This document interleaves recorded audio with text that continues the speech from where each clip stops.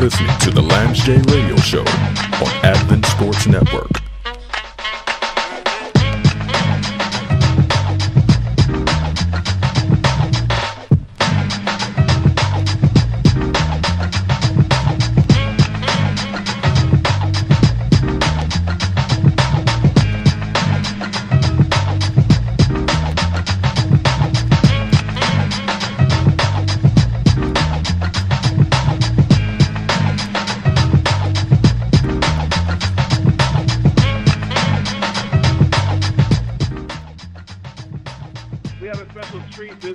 On the Lance J Radio Show, I'm speaking to a young lady who is doing a lot of work down at Oakwood College.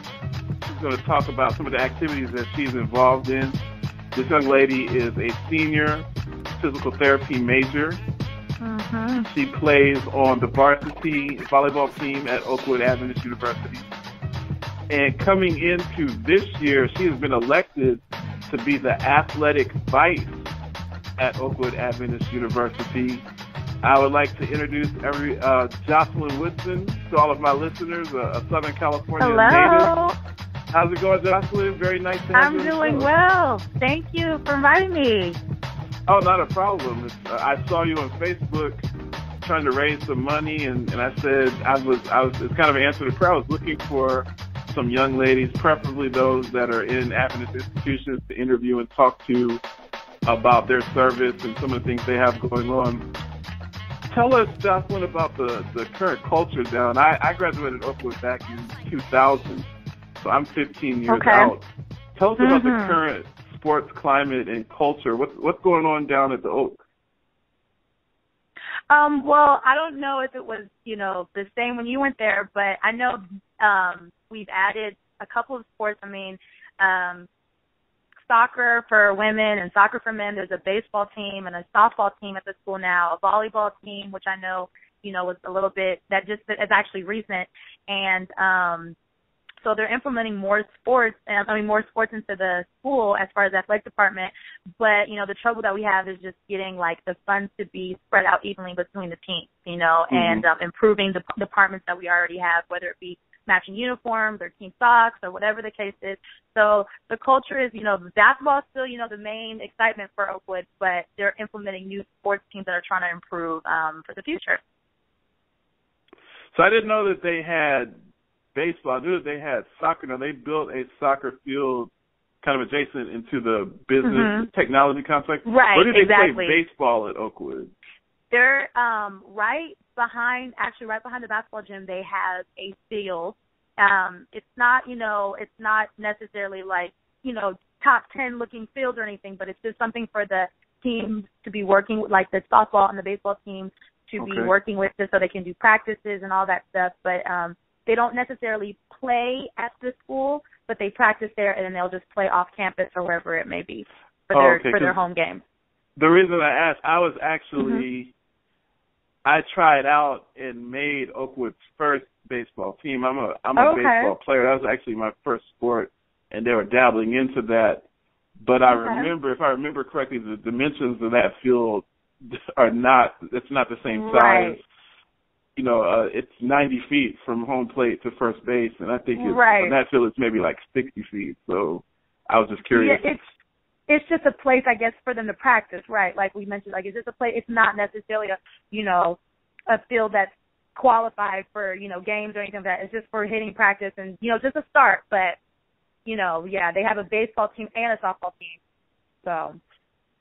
So that's awesome to see the upgrades, and I know that money is a big factor. I know that Dr. Pollard, in his vision, they want to build a very large sports complex, similar to some of the things that he did during his time at Loma Linda University. Tell us about your experience playing on the varsity women's volleyball team, Jocelyn. Honestly, it's been great. The head coach for the last couple of years has been Wayne Buckner, which is the head of the music department, and I'm the setter for the team. So it's been really great. It's actually gotten a lot of, more physical women activity on campus. We don't really have that much of it, compared to having open gym all the time, every day for men on campus. A lot of women don't really participate in that. So it was another sport for women to be a part of, and it's actually been really, really great. I think this past year was the best season that the school has had in a very long time. So, it did just start, but this was the best season that they've had. So it's been improving. They got new uniforms this past year, and a lot more support from the students. So being on that team has really been great. It's been bonding us, physically, but also we've been bonding spiritually and having, devotions as a team and all that stuff. So it's been really, really, really great.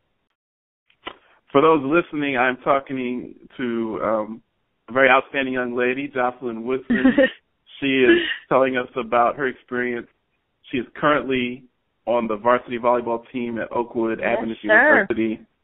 And she is also the USM athletic vice. Now, USM, for those that aren't familiar with Oakwood, stands for United Student Movement, and it basically encompasses your top-tier leadership. So if you look at a who's who, not just among the Adventist church, but people who are very successful in the commercial world, in the public sector, it'll be littered with people you see that were on USM at Oakwood. They frequently grow up to do great things. It's really kind of a melting pot and a building block for individuals to hone their leadership skills and ascend to another level once they leave Oakwood. How did you become athletic vice?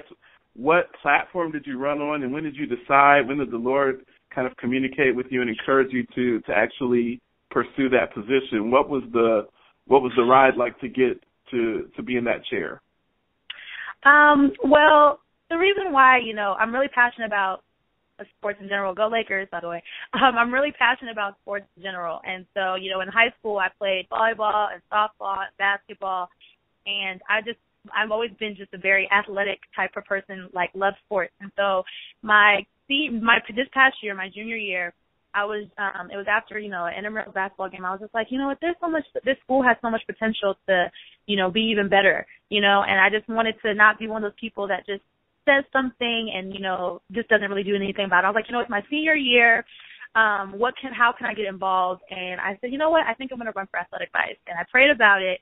And, a couple of weeks later, I was telling some of my friends about it. They're like, wow, Jocelyn, yes. And I was telling them ideas that I had about, just helping the athletic department out, and also just improving the, OU spirit at the school, and just getting people involved, men and women, starting maybe fitness classes on campus for students, whatever the case is, just building the whole atmosphere of athletics at Oakwood. So, like I said, I prayed about it, and when I was talking to my friends, I had, a lot of support, and I actually collected about 30 people to help me out for this year as my campaign team that are going to be helping me in this coming up year. And I did run unopposed, but my slogan was called Just Do It, Vote for Jocelyn Woodson. And a lot of people were asking me, Jocelyn, why are you, campaigning so hard? You're running unopposed, And in the back of my head, I was saying, when I did my speech, I was saying, I'm running against the word no. No for having a better school. No for, having a higher standard for our athletic department. No for requiring better. No for better student life and involvement and being more connected. So if anything, I'm running on the word no. And so when I was telling people that, I was saying, let's just do it. Let's not just say no. Let's just go and do it and improve, And so I wanted to start in the summer. And I said, even though I'm not going to really be officially, doing my athletic roles, until I get to my senior year when, school starts in August, I want to start doing something in the summer. So I talked to Roddy and Dave Joseph that are at the school, and they are the two people that are ahead of the department. And I said, how can I help you guys out, being athletic vice? And they have mentioned to me, we do need help financially. So I said, let's do a fundraiser. So, that is why the whole fundraiser, if anybody wants to look up the fundraiser online, that's why I wanted to do a fundraiser to raise money for the athletic department so it could be evenly distributed among the teams. And that's just one thing that I'm trying to do for the school year. So tell us a little bit, Jocelyn. So that shows so much vision, shows a lot of character, shows diligence and tenacity, but definitely shows vision to be out in front of this we're talking at the end of June. You're out already starting to raise money. Your school year doesn't start for another few months. What exactly, how much money are you trying to raise, and what kind of specify what those funds will go to as far as spreading evenly across the various teams at Oakwood Adventist University? Okay. First and foremost, we're trying to raise $40,000. We reached about 2,000 in about 2.5 weeks to 3 weeks. So it's actually, getting more around. But the money is going to be used for like improving the equipment for all sports teams. For example, how we were mentioning how we just have a baseball team. Well, the baseball team doesn't have a pitching machine. So, maybe using that money to get a new pitching machine. For example, the soccer team, they don't have matching socks when they go to games. Okay, how about we just get socks, something that, just starting little, investments here and there to improve, all the sports teams, whether it be, matching sweatshirts for the basketball team. So it basically will be to improve the equipment or the uniforms for teams. Also training student athletes more effectively with preseason workouts. A lot of people say they come into shape. A lot of teams come in and they're out of shape. So they're like, what if we use this money to like hire someone so we can do preseason workouts? You know what I'm saying? So that's what it would be used for. And also, some people don't play for Oakwood University. So even though you don't play for a team, you're still technically an ambassador because you go to school. So actually using that for all the team, everybody's an ambassador in my mind. Sure. So using that to promote healthy fitness, just fitness for everyone on campus. Whether it be, doing a workout session or doing a section for eating better, whatever. You know what I mean? Because in 1 Corinthians 6:19-20 says, do you not know that your body is a temple of the Holy Spirit within you, whom you have from God, and that you are not your own, for you have been purchased at a price, therefore glorify God in your body. So therefore, that's everything. Even if you don't play for a basketball team or the soccer team or anything like that, still taking care of your body is what Christ asked us to do. So that money will be to promote healthy fitness, healthy lifestyle for students on campus, freshmen, incoming freshmen, or anything like that. Well, you sold me, Jocelyn. I will be, after this conversation, I will definitely go and make a donation myself. Praise God. I encourage those that listen to the Lance J Radio Show to donate as well. It's just great to have a young lady on the program with so much vision and someone who's just really fired up, not just about sports, but about the fitness aspect and keeping your body right, as the Lord expects of all of us, our vessels, to be in the best shape possible so that we can serve Him. And then also talking about the spiritual aspect of the bonding, the brotherhood and sisterhood that occurs in the various sports programs that Oakwood Adventist University has to offer. Before I let you go, you made some remarks when we were prepping for the show. You talked about your allegiance to the Los Angeles Lakers, who made what I think is a pretty awesome pick. I'm from Ohio. Absolutely. I'm a big D'Angelo Russell fan. I watched him light up the Big Ten at Ohio State throughout last year. Ready for him to come over. But you're talking about LeBron versus Kobe, and it's funny because I've been doing a lead-in segment about LeBron and kind of his matriculation as a player and how he's grown. But unfortunately for Cavs fans, LeBron was not able to bring a title home to Cleveland. Share some of your views of LeBron and Kobe and why you feel that Kobe is the vastly superior talent. Okay. First and foremost, I don't like LeBron, but I wouldn't be a true basketball fan if I can't realize that he does have talent. But to me, LeBron is very physically, he's very physically strong. So I feel like a lot of his points come from his broad shoulders, bouncing the ball into, the paint and, going up for his points. I don't feel like he's really finesse like Kobe is when it comes to shooting. I mean, just sometimes I think people forget how great Kobe can get his shot off. And LeBron doesn't really have that to me. When LeBron is a big, he's playing as a small. When he's small, he's playing as a big. So it's like, it seems like his athletic ability is what gets him by. Now, if you want me to put it in if you want me to break it down, this is how I feel. Yes, LeBron has, really good stats, everything. This is how I feel. LeBron maybe better than Kobe when it comes to stats, but he won't be greater than Kobe. So understand that. If you take anything away from what I'm saying, he might be better than him, okay, a whole bunch of stats, points, blah, blah, but he won't be greater than Kobe as far as finishing and just like that winner when you see him. You know what I'm saying? He won't be greater than Kobe to me. So that's how I view him. So that's a pretty good, that's some hot and high quality sports takes from Oakwood USM Athletic Vice, Jocelyn Woodson. Yeah, absolutely. It's been a pleasure having you on the show. I think we might have to get you back on to talk NFL sports. I try to keep channels and keep it fresh and keep the male-female perspective. But awesome interview, and we definitely want to support Oakwood Adventist University and all of your work. We'll be praying for you throughout the year, and I definitely expect that we'll be talking to you again in the near future. Is it okay if I repeat the link so people can see if they want to donate? Absolutely.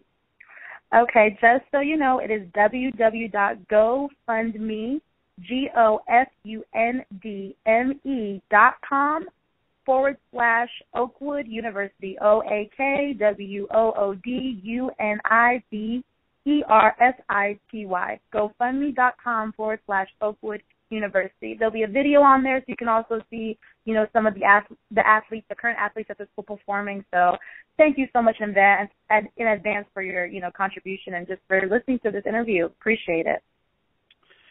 Thanks a lot, Jocelyn. We look forward to talking to you soon, and we'll be out supporting your GoFundMe account and the various things that you're doing at Oakwood this school year. Thank you so much for having me again. Thank you so much for the support. It's truly a blessing.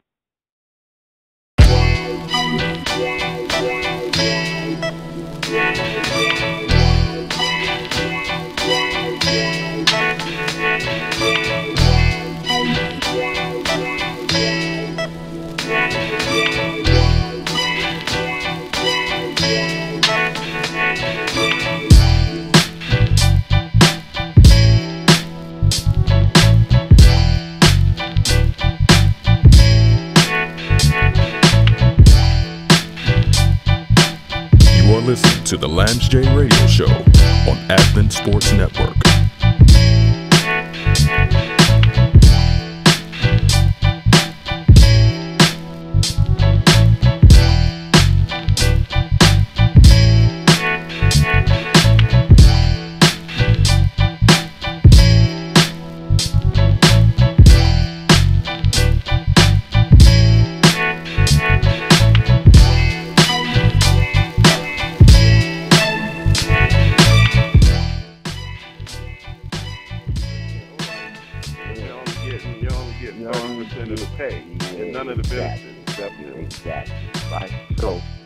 Back in Trenton, New Jersey. You know what I'm saying? My pops is the spiritual priest of his whole family, bruh.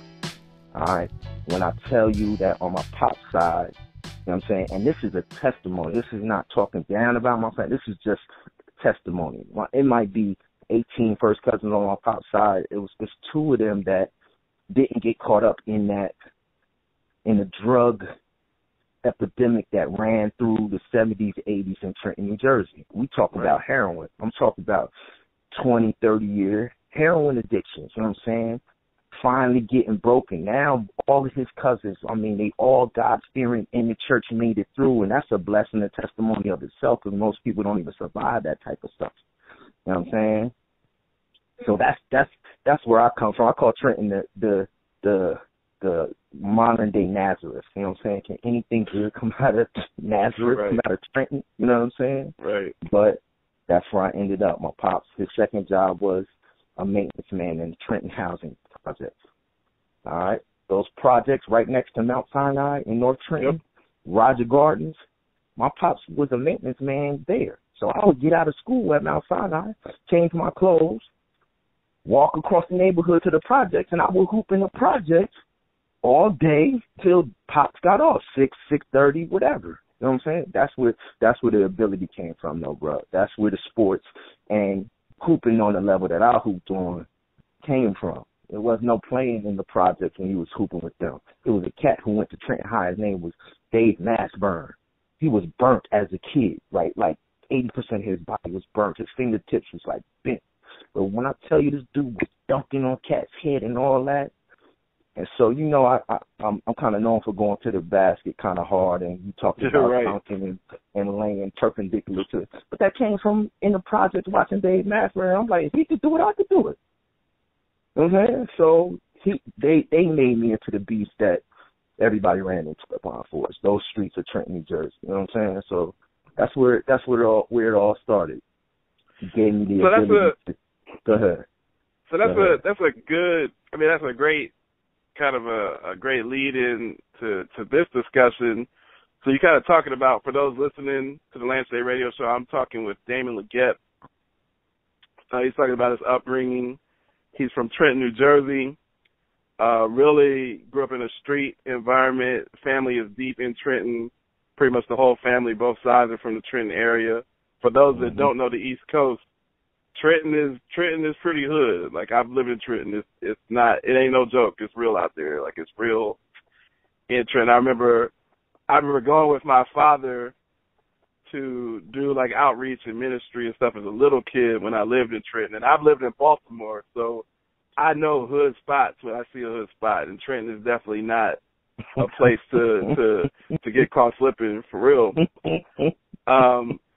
So you got to talk about, you know, playing ball, playing against people that had more of a street or urban, you know, a bulldog type mentality. What was it like, Damon, when you transitioned and went to Pine Forge? You know, you get to Pine Forge, which in theory in the early 90s when you got there was a prep school, but I know that Pine Forge had a very interesting element as well. That's kind of the classic Pine Forge days, that late 80s, early 90s group. Mm-hmm. You had a lot of people that you rubbed shoulders with and went on to do some really excellent things moving forward. What was your experience like at Pine Forge and playing ball at Pine Forge? All right, perfect. So there are a lot of people who may not agree with me, right? So in this segment, I'm always going to say, in my opinion. Okay? Right. So, in my opinion, that era that you speak of, that mid-'80s, right, mid to late 80s, on out to, I would say, probably about 2000, mm-hmm. You know what I'm saying? I call that the golden era of Pine Forge, right? I can't even say on out to 2000 because some changes happened in 1993 that, to me, I think kind of ended the golden era. You know what I'm saying? Right. So I'm gonna say early 80s to 93. I got there in 93, and 93 was the last year of the golden era. When we came back the next year, it was not quite the same. It wasn't the same, and I'm gonna tell you why. All right, but speaking about when I landed in the golden era, right? Mind you, my older sister Terry Legette, she went to Pine Forge Academy first for 4 years. So for 4 years, I'm hearing the stories. I'm coming back. She's coming back with the worship songs. She's coming back with the stories of Skip Peace and Reg Moore and Jay Moore and Brian Street and Dorwin Lyles banging on cats and Troy Rory, and like I couldn't wait. I was salivating. I was dreaming about getting the Pine Forge, bro. I would go up on the weekend and everything that she said was happening, bro. I was seeing it before my own eyes, right? Now, mind you, yes, it's a prep school, but Reg and Jay Moore, they from the bricks. They from Brick City, North New Jersey. You know what I'm saying? Right. He's from Philadelphia. Brian Street from Philadelphia, right? So the golden era was, I was coming straight out of Trenton into Pine Forge. It was like, you know what I'm saying, a family reunion. That's what it was. You know what I'm saying? We just happened to be up there at that school. The thing that cats don't realize about Pine Forge Academy, I'm going to put it all the way out there. Right? Oh, put it out there. I'm going to put it all the way out there. Because I rep all the time, but getting somebody... Listen, man. The world came out with a documentary called Waiting for Superman. Waiting for Superman. If cats haven't seen the documentary, you need to go see the documentary, right?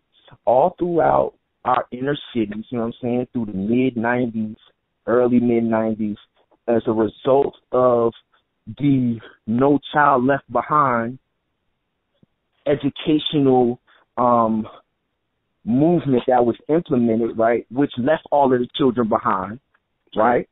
Instead of children getting a diploma, right, they gave them graduation certificates, right? So that on the books it wouldn't say that these kids dropped out. No, you don't drop out. Here, take this certificate, right?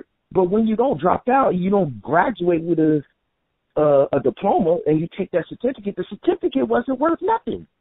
You couldn't get student loans. You couldn't get nothing. So all it did was cook the books, so it looked like the dropout rate wasn't as bad as it was. No child left behind. But all of those graduates that just took the certificate, you couldn't get it to the service. You couldn't, nothing, right? So our educational system in the mid-90s and 2000, they started seeing the residual of that mess. You know what I'm saying? Half the school, ninth graders would get in. It would be 100 students in ninth grade. But by the 12th grade, that same graduating class, it would be 40% of them would have dropped off. 50% of them was dropping off. They call that a dropout factory. And lo and behold, when they started tracking it, it's all in the inner cities. It's all in our hoods. It's all in places where people of color dwell. You know what I'm saying? But during the same time, we had this beacon of light, Pine Forge Academy, that for the past 70 years has been graduating 100% of their students. 100% of African American males and females who walk with God for 70 years have been going to a place while the whole country is waiting for Superman and looking for Superman. Superman already came. Right. Yeah, it's a special, the jewel that everybody place. looking for. Pine Forge sitting on the jewel. You know what I'm saying? We got to go and be taught of the Lord and matriculate through a system where some of the greatest influences, man, you know the legacy of Pine Forge Academy alumnus, you know what I'm saying? The Take Six, come on, man, like, you know the pedigree. And Absolutely. So my thing was, we had a great thing going, right? But something happened at the end of the golden era. There was this big push to focus on academics, right? Pine Forge used to be a place, I'll tell you a story. My right-hand man, Keith Armstrong. Pine Forge was a place where cats who would have fallen into what they call there's something else called the forgotten middle, right? The forgotten middle is in middle school, from the grade 5th grade to 8th grade. Those kids in our inner cities, they're called the forgotten middle. There's a study on it, right? Now, I know all of this because I'm dedicated 20 years of my life to saving dropout factory victims and people in the forgotten middle. Like this, they are the apple of my eye. That's what I do, right? But the forgotten middle is this. Anytime where they supposedly put together programs to help high school students go and encourage them to go to college, they target the 11th and 12th grades. You know what I'm saying? They target the 11th and 12th grades, but the forgotten middle study says that it's too late. Right. It's already too late. If you don't get them by the 5th grade, right, because in the 5th grade, kids who was getting A's and B's in 1st, 2nd, 3rd, 4th without even trying, all of a sudden they get to the 5th grade and the whole math changed up. And the student ain't changed. It's the same. I've been getting A's and B's, not doing homework, just showing up and taking boom. Then all of a sudden you hitting me with these standardized tests and this geometry and this algebra, whatever at the 5th grade level. They sending my kids home to do homework with no books. Bruh, how is a kid going to do homework and they don't have a textbook? Right. You serious? They sending these kids home, telling them to go do math problems off of something that they sat in class at 10 in the morning and the teacher done worked out a problem on the thing, and they want a 10-year-old, an 11-year-old to come home to a house where a mom is probably working 3 and 4 jobs, and mom probably dropped out. And grandma's probably raising them, and grandma probably ain't finished past the 4th grade.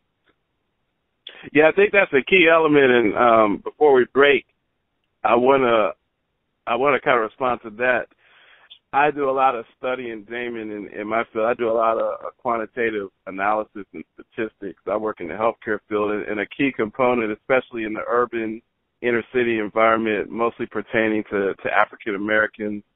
Also, you see classes of Latinos in this boat.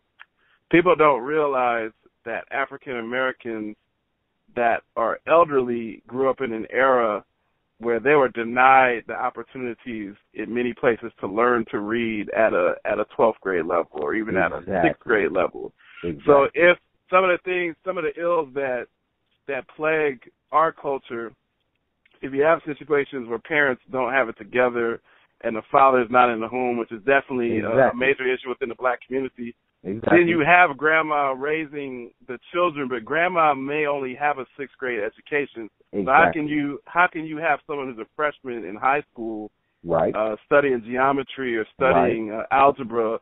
Right. Who do they go to get help if they're being raised by their grandmother that doesn't have that education?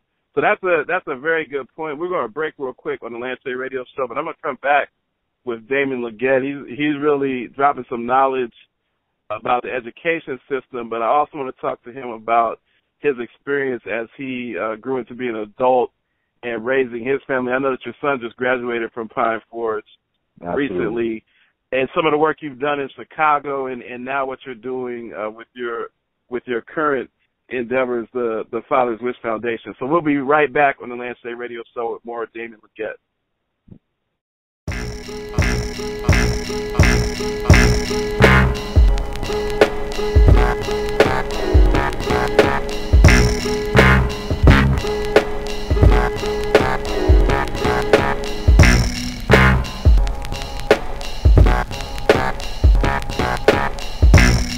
You are listening to the Lance J Radio Show on Advent Sports Network.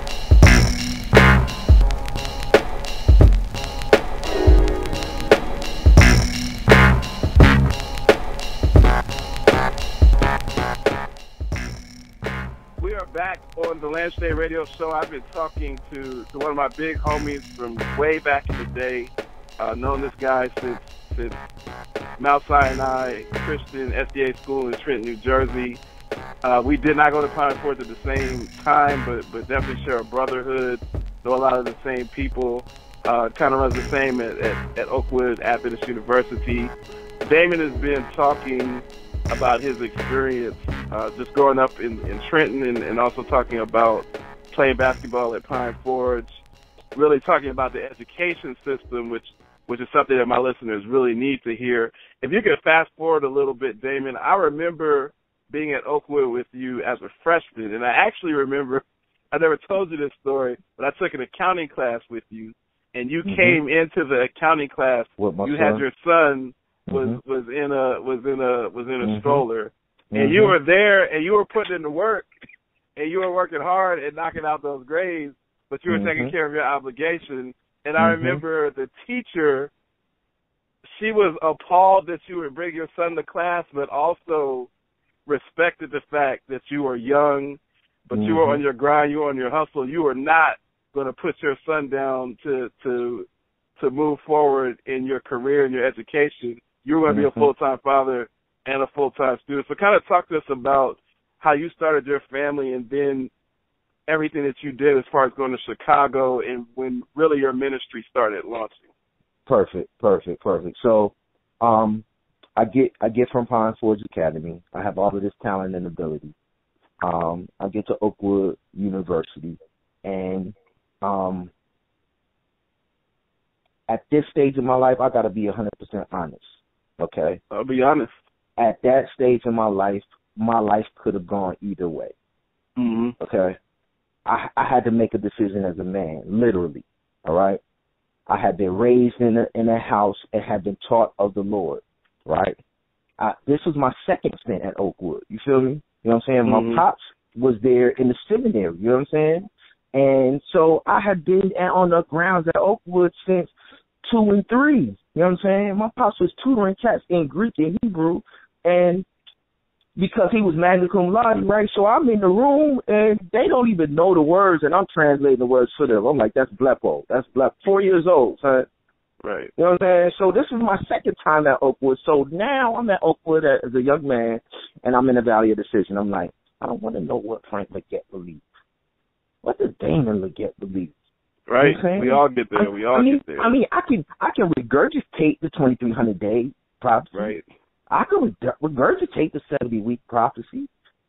I can regurgitate the sanctuary. I mean, can't nobody do it better as far as I'm concerned. You know what I'm saying? I could take you all down through Daniel 2. You know what I'm saying? Every beast of Daniel 2. Right? We can go on down to Daniel chapter 7. We can go over down to Revelation chapter 13.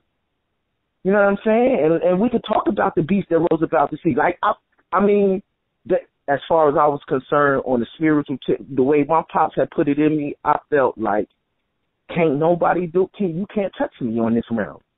But I would say I was the same way with the streets. You know what I'm saying? I felt untouchable. I felt untouchable because I had a hedge of protection around me. I didn't realize I had a hedge of protection around me because God was going to do something through me, right? But I was taking credit for that hedge. You know what I'm saying? I was counting it as me.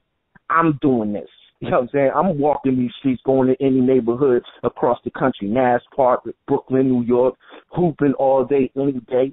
Never a burner, never nothing, never no beat. No, I could go to any. I've been in every city, you name it. I just dropped down on the basketball court and I got next.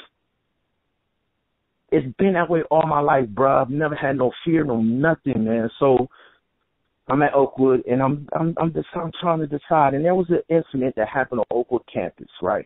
There was an incident that happened on Oakwood campus. Mm-hmm. You know, we got a curfew. We're supposed to be in at a certain time. I had done the dorm thing, though, for 4 years at Pomfret Academy.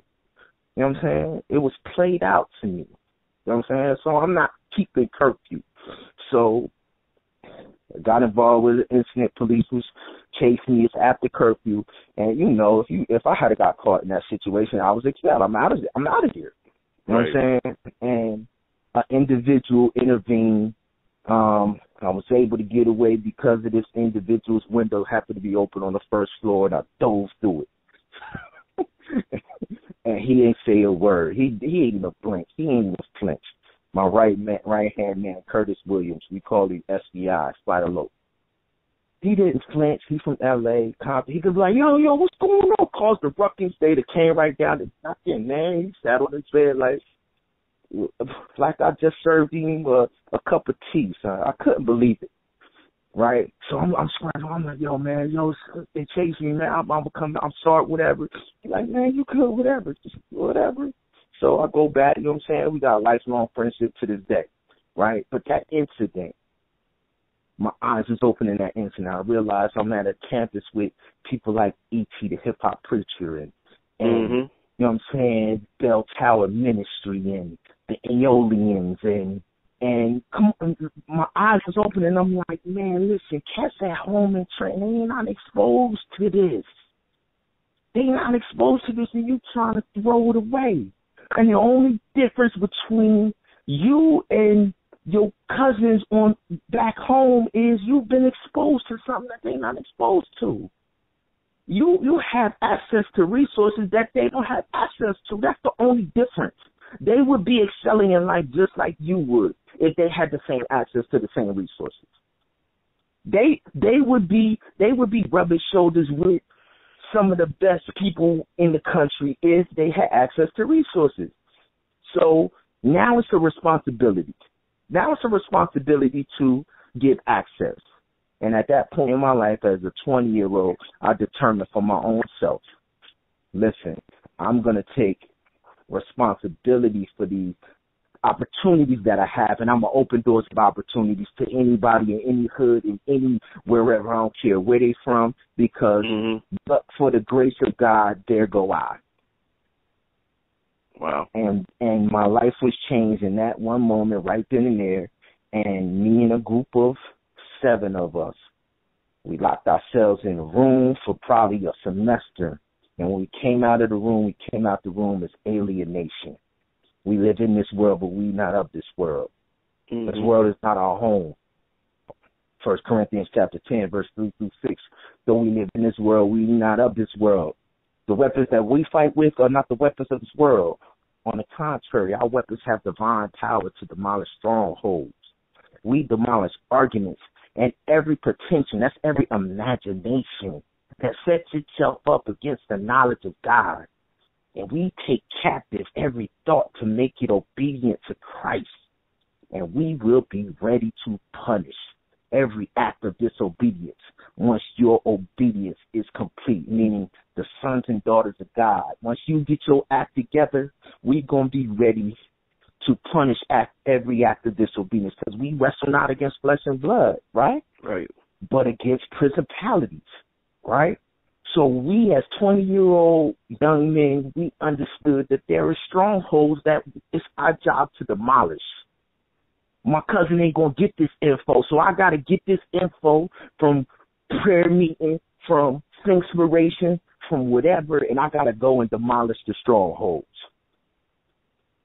So when you see me in that class, bro, when you see me in that class with my son, it was because I realized my life was saved because I got access to resources and I'm going to take advantage.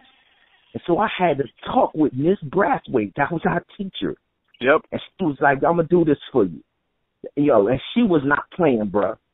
She was like, if he makes one sound, and yo, bro, when I tell you the Lord gave me a soldier, my son is a soldier, son, from day one. She told me if he makes one sound in this class, you will withdraw. You will be out of here. Yo, my son was the best person in the class. Your son was probably a better student than me in that class. My son wasn't even 6 months old, son. Think about it, bruh. He wasn't even 6 months old, bruh. I would bring the dude in class. I'm not picking him up. I'm not holding him. I'm not correct. He sat right in his little rocker, arms folded, chilling. Man. So for those listening in Lance Day Radio, Damon Legette in here just really spitting that heat. I mean, I haven't heard a testimony quite like this as far as this stuff is really coming from the heart. I mean, it's really just an excellent discussion. And Damon, it's just interesting because your father's a pastor, my father's a pastor. I'm sure you grew up with people saying that, yo, Damon, when you going to get that call, man, when you going to go into ministry? I know that's all I heard. Mm-hmm. I actually went to Oakwood as a theology major because I was confused and didn't become unconfused until I realized that wasn't a calling. I'm glad you used that word. However, ministering is everyone's responsibility. So just because you're not on stage with the robe or with the crosses on the lapel, that doesn't mean that you don't have the responsibility to minister and go out and help souls and bring souls to Christ. So just your story, if we were to cut it off right now, just the way that you made it from growing up in Trenton to getting through Oakwood and making those moves and raising your family and being a full-time student, a full-time father, a full-time family man, that's compelling to start off with. But tell us in this last segment, before we wrap up, tell us about, as you became an adult, how did you get into what you're currently doing with Father's Wish Foundation, with the Dr. Lifeguard moniker, and tell us about this trip that you guys have literally tomorrow. By the time this thing airs, you'll be down in Haiti passing out similar types of ministry and just infusing and blessing our brothers and sisters down in Haiti.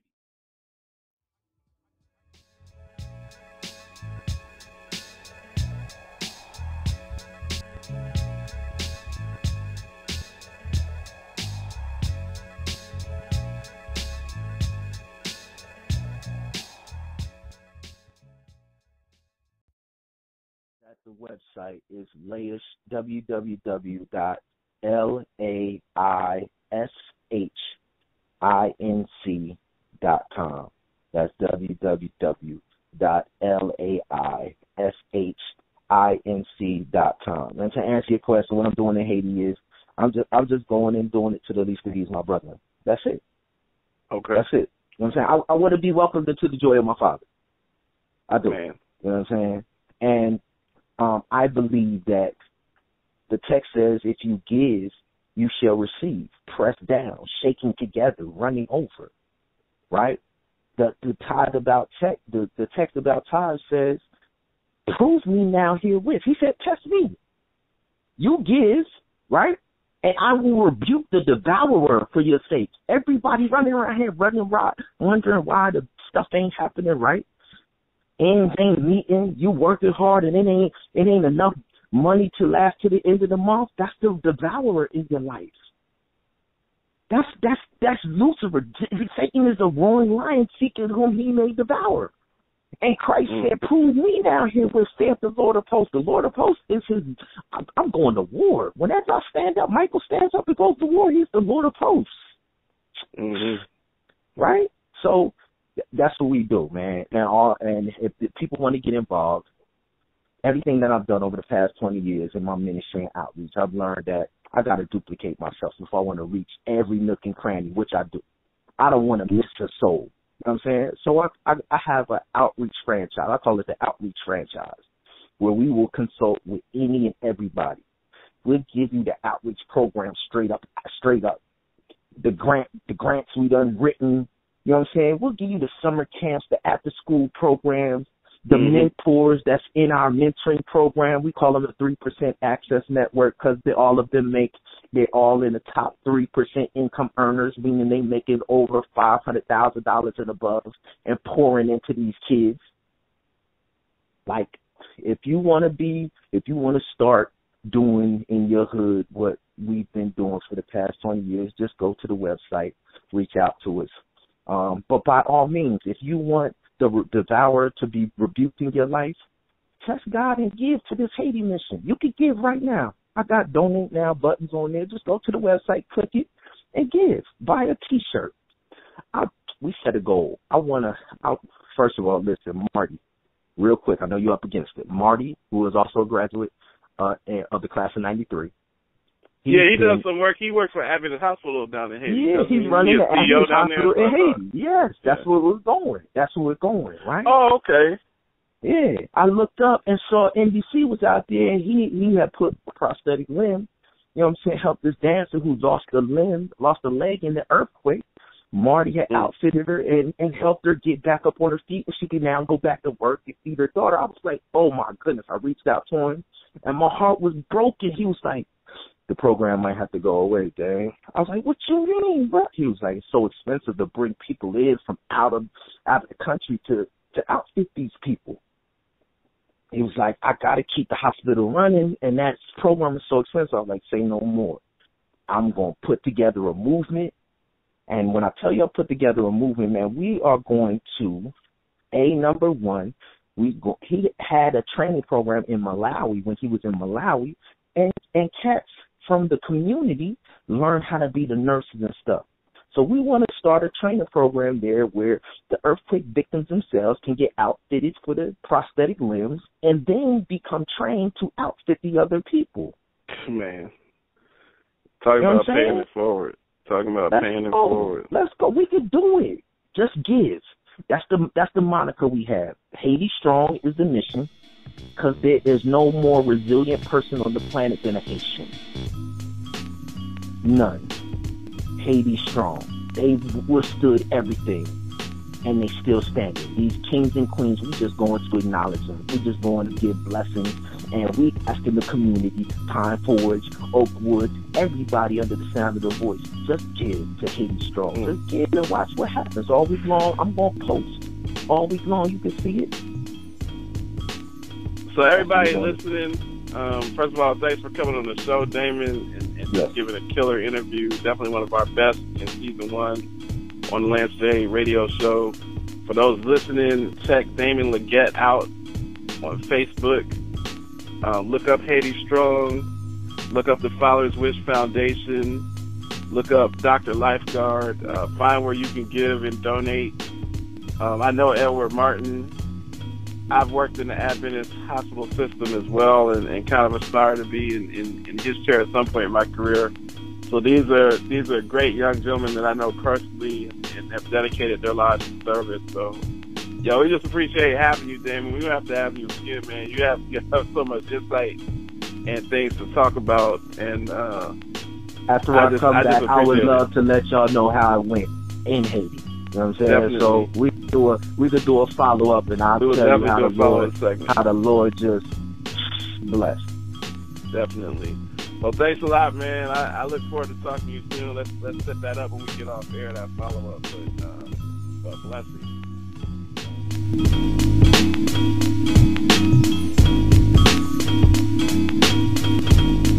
You are listening to the Lance J Radio Show on Advent Sports Network.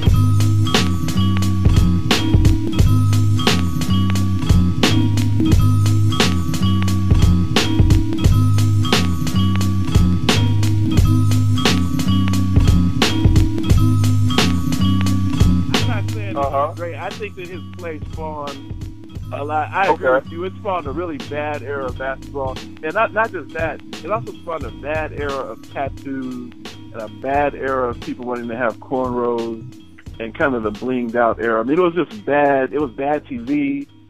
You know, the guys that were playing in the NBA looked like a bunch of thugs. They looked like a bunch of hoodlums. It was not a step in the right direction. However, I wouldn't say that he was a bum. He was still an elite, probably the best little man in the history to play the game, or at least one of the best little men to play. What? That's just ridiculous. That's ridiculous. To call him one of the best. Let me be very clear.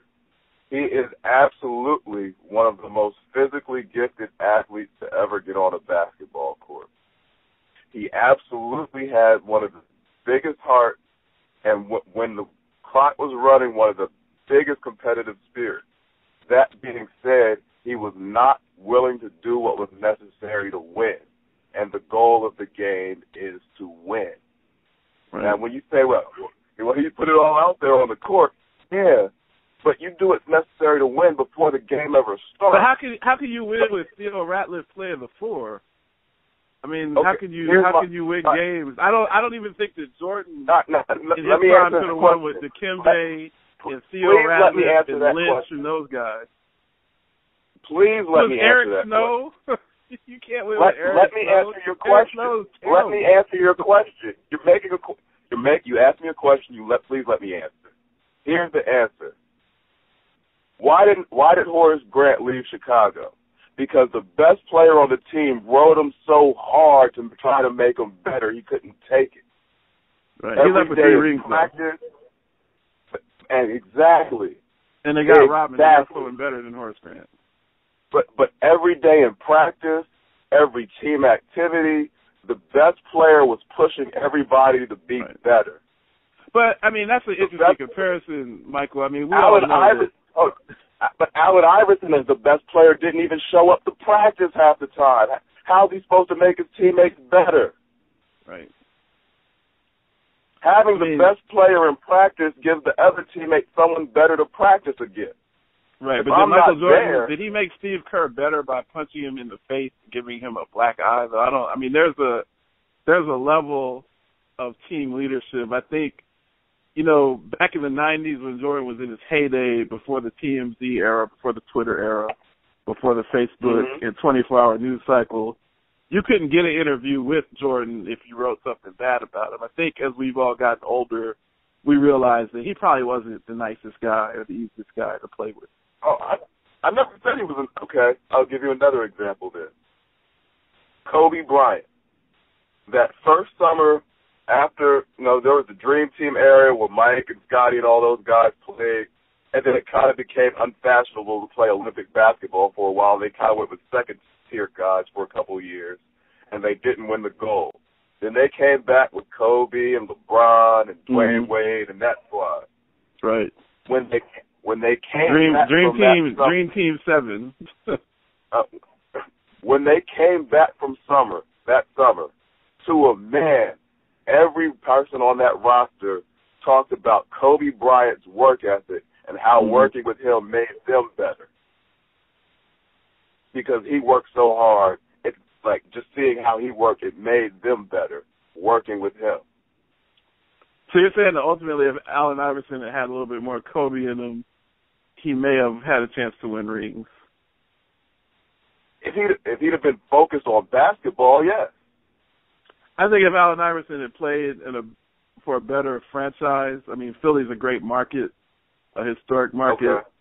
Their franchise just hasn't been run very well. I mean, I think you guys had a guy that was he was like literally a circus director or something that owned your team. Like he was doing commercials in these shiny suits like, you know, P. Diddy, like he was, you know, crazy. I mean, you guys had some wacky individuals running your team. I mean, I think had AI gone to a team that was run well, even the Pacers, you know, the Spurs, obviously your flagships like the Lakers, the Celtics, he would have been surrounded by better players. I mean, he still might have not got over the hump.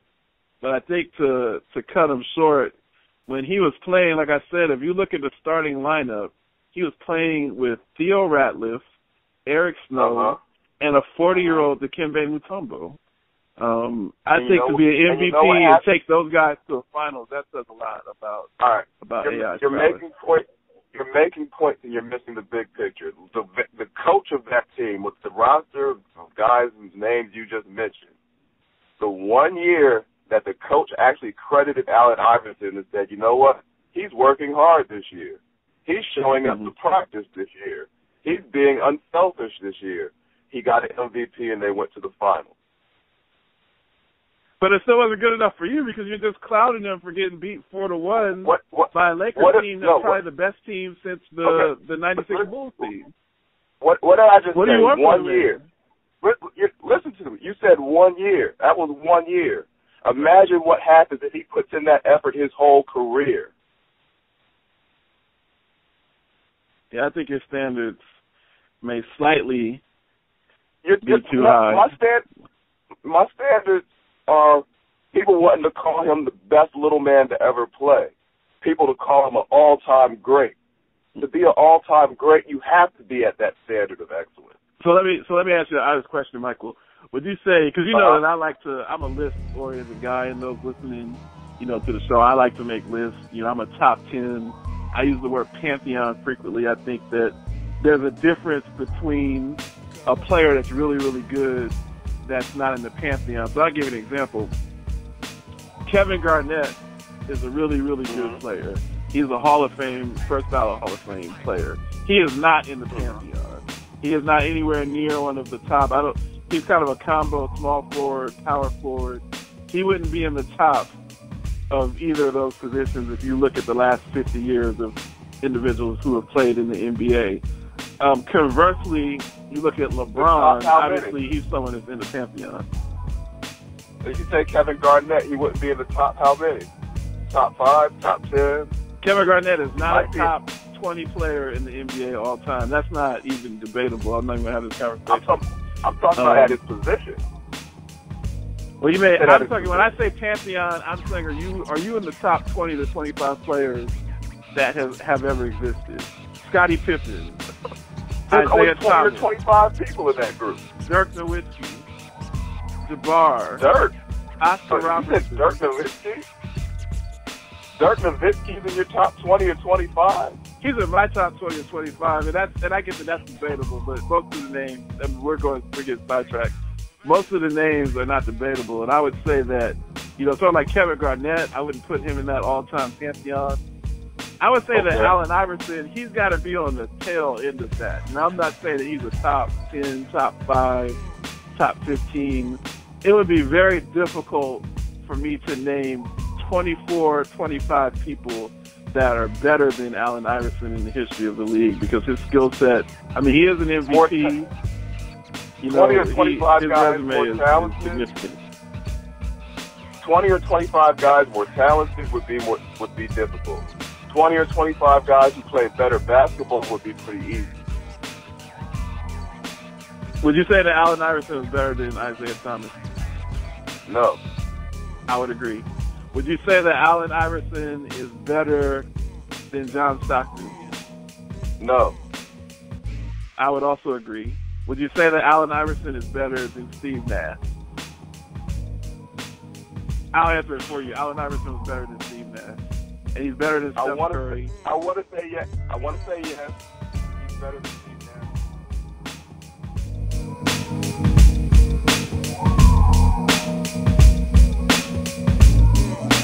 You are listening to the Lance J Radio Show on Advent Sports Network.